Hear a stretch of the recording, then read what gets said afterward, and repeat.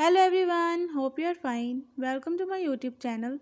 In my today's video, I'll be sharing with you how to change icon size in Redmi 12C.